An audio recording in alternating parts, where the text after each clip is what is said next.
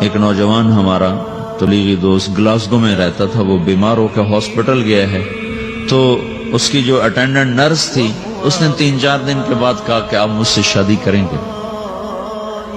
اس نے کہا میں مسلمان ہوں، تم کرسچن ہو؟ کہا میں مسلمان ہو جاؤں، اگر آپ شادی کرتے تو میں مسلمان ہوں۔ اس نے کہا تم کس وجہ سے مجھے یہ پیشکش کر دو؟ وہ کہنے کہ میں 3 دن سے تمہیں دیکھ رہی ہوں تو کہ تم نے ایک دفعہ بھی نظر اٹھا کے مجھے نہیں دیکھا، میں نرس ہوں، میری زندگی یہاں گزری ہے، میں نے کوئی نوجوان ایسا نہیں دیکھا جو لڑکی کو دیکھ کے نظر جھکا لیتا ہو، میں پہلی دفعہ اپنی زندگی میں کسی کو دیکھ رہی ہوں کہ جب اس کے سامنے میں آتی ہوں تو اس کی نظر جھک جاتی ہے، تو مجھے یقین ہو گیا تیرے اندر سچائی ہے۔ وہ مسلمان ہو گئے، اس نے آگے کتنی بچیوں کو مسلمان کیا۔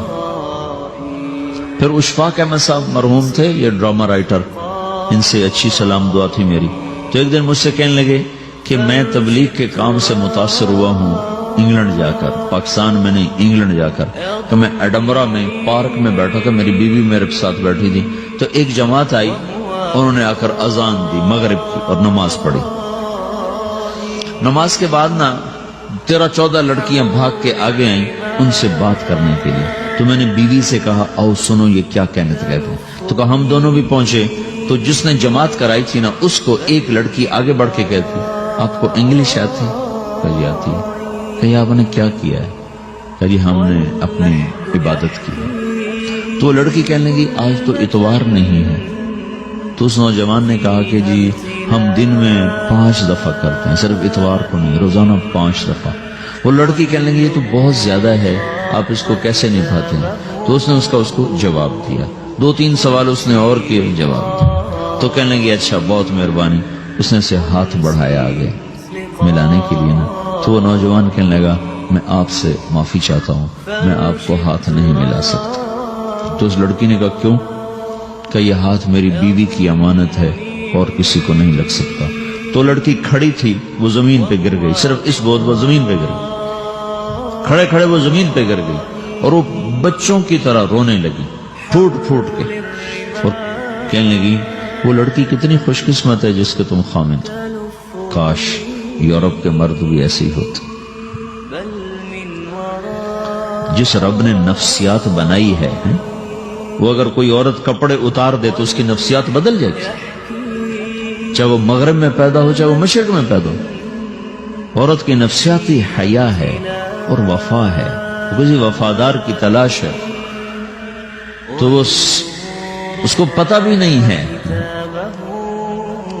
کہ مشرق کا حیا کیا ہے، لیکن وہ اس کو اللہ نے عورت بنایا ہے، اس کے اندر کی وہ نہیں مر سکتی چیز۔ کاش یورپ کے مرد بھی ایسے ہوتے۔ اور آنسو پوچھتی ہوئی وہاں سے اٹھ کے چل دی۔ تو اشفاق صاحب مرحوم کہنے لگے میں نے اپنی بیوی سے کہا بانو آج وہ تبلیغ ہوئی ہے کہ لاکھوں کتابیں بھی چھپ جاتی، وہ کام نہ ہوتا جو یہ نوجوان اپنے عمل سے کر گئے۔